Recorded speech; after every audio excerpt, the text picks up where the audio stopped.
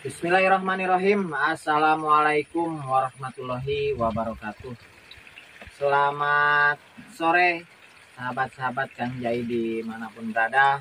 Salam santun, salam hormat selalu Kang Jai ucapkan. Mudah-mudahan sahabat-sahabat semua selalu dalam lindungan Allah Subhanahu wa Ta'ala, sehat walafiat, tidak kurang suatu apapun, dipanjangkan umur, banyak rezeki yang barokah.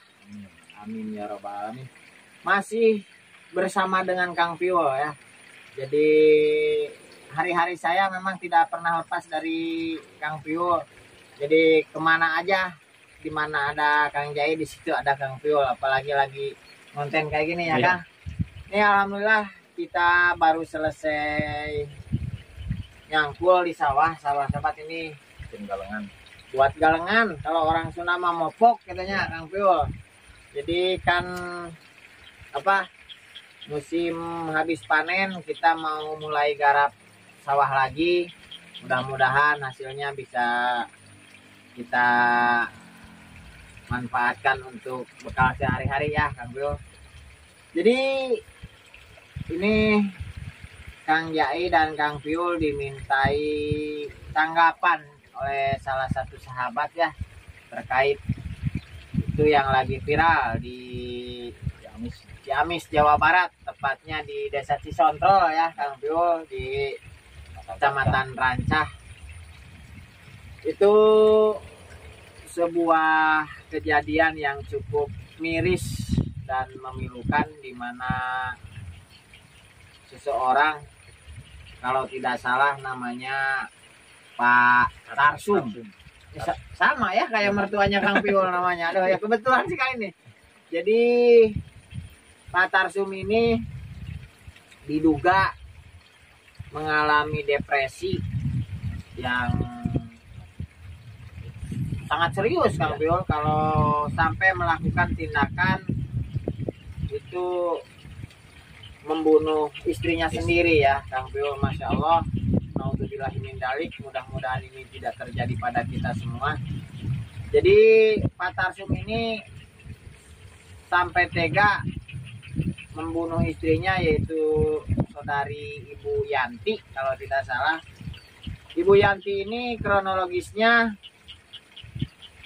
ketika mau berangkat pengajian katanya pagi-pagi ya Kang Pio. Hari Jumat mau mengikuti pengajian rutin.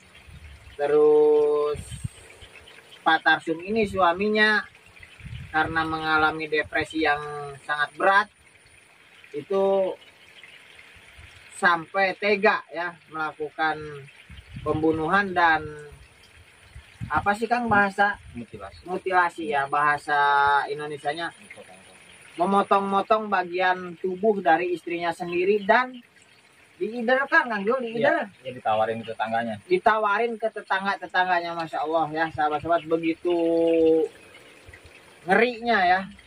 Dan setelah usut punya usut, jadi fakta di lapangan itu terkait depresinya Pak Tarsum tersebut diakibatkan karena masalah hutang ya. Kalau dan itu hutang pun bukan hutang Pak Tarsum ya, hutang anaknya ya. Jadi Masya Allah, itu diceritakan anaknya memiliki hutang sekitar 150 juta ya. Apalagi hutang tersebut katanya bukan sama bank tapi sama rentenir ya Kang Pio. Dan itu menjadi pukulan atau beban yang begitu berat sehingga Pak Tarsum mengalami depresi dan ya melakukan tindakan yang di luar akal sehat kita sebagai manusia ya. Contoh kecilnya begini ya, sama istri tega berbuat seperti itu kan sudah bukan perbuatan manusia ya, itu sudah perbuatan yang biadab lah kalau menurut akal sehat kita. Tapi karena memang kondisi Pak Tarsum ini dalam keadaan depresi, itu sempat awalnya bukan mau membunuh istrinya Kang, malah mau bunuh diri kan? Mau bunuh diri, malah sempat warga sekitar itu ikut menjaga Iya, atau mengawasi, Mas. mengawasi, menemani, karena takut Pak Tarsum tersebut melakukan hal-hal yang di luar nalar itu tadi, karena beberapa kali mau melakukan percobaan bunuh diri ya. Nah, di sini saya tidak menyoroti hal apa yang dilakukan oleh Pak Tarsum tersebut, itu bukan berarti membenarkan. Itu kegiatan yang ya melanggar hukum, itu wajib kena pasal lah, intinya seperti itu. Tapi Sebab akibatnya. ya, di sini kita istilahnya kupas tuntas dulu kronologis awalnya, masalahnya yang menyebabkan depresi itu yang jadi perhatian kita ya sahabat-sahabat.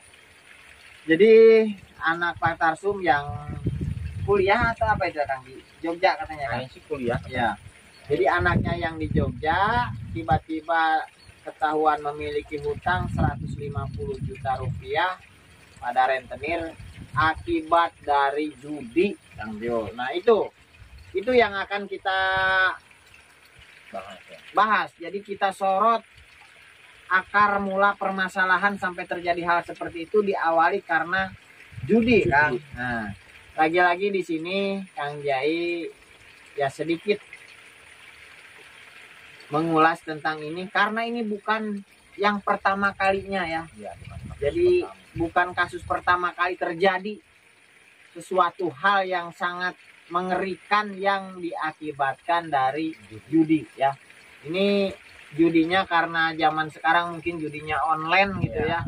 Itu informasinya sampai ratusan juta seperti itu ya. Itu karena akar permasalahan yang seperti itulah yang mengakibatkan hancur segala-galanya. Banyak contoh. Karena akibat judi yang jelas, satu, hutang besar. Bagi yang sudah berumah tangga, rumah tangganya hancur. Bagi yang sekolah, anak-anak lah, remaja ya pada umumnya. Ini akibatnya akan melakukan hal-hal yang melanggar hukum. Karena menghalalkan segala cara demi dapat uang untuk berjudi, begitu ya Kang Vio ya. Ini sudah sangat miris ya. Jadi solusinya untuk mengatasi hal-hal seperti itu tidak ada cara lain selain kita mendekatkan diri kepada Allah Subhanahu wa taala, meningkatkan keimanan dan ketakwaan kita, Kang Vio. Insya Allah kalau dasarnya iman kita sudah kuat, kita tidak akan terjerumus terhadap hal-hal atau lingkaran setan seperti itu, Kang Vio. Itu sudah cukup menjamur ya di Indonesia, Masya Allah. Ini kalau boleh saya berpendapat, jadi tidak ada lah Kang, intinya orang sukses, orang kaya karena judi ya. Yakin itu saya. Udah pasti. Jadi yang namanya judi itu bukan mengadu nasib untuk peruntungan sukses atau enggak. Tapi yang jelas itu sudah pasti hancur kan. Ya. Karena apalagi kalau yang saya dengar gitu ya, kayak misalkan judi-judi online ini, itu semuanya sudah diatur, sudah disetting bahwa pemain itu tidak akan pernah menang. Ya. Ingat itu ya sahabat-sahabat. Yang namanya judi itu tidak ada yang menang. Contoh mungkin kalau baru main dikasih menang dulu mungkin ya. Sekali, 2 kali. Ya, dikasih menang. Kesananya ya 10 kali kalah, sekali menang. 10 kali kalah, sekali menang. Bahkan terus-menerus kalah pun. Nah, di situ ketika sudah psikologisnya atau mental kita sudah termakan permainan seperti itu, yang ada di benak pikirannya itu pasti gini Kang. Jadi bagaimana caranya ingin mengembalikan uang yang sudah kalah. Nah, dengan cara terus dia pasang ya. Ya begitulah. Pokoknya uang habis, main lagi, cari uang lagi. Karena itu cari uangnya itu pasti otomatis dengan cara satu berhutang, 2 mungkin lebih parahnya melakukan pencurian, menipu orang dan lain-lain ya Kang Bio. Itu naudzubillahi min dzalik ya sahabat-sahabat, mudah-mudahan kita semua terhindar dari hal-hal semacam itu. Itu bahaya judi sudah sangat ya mengerikan lah ya.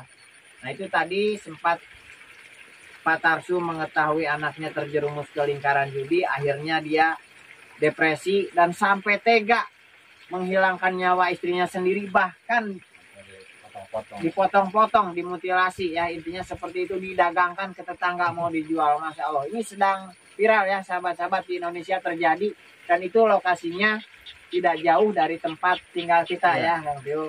Nah belum lama saya dan Kang Piul habis dari daerah Rancah ya. Nah, beberapa minggu kemudian terjadilah kasus seperti ini.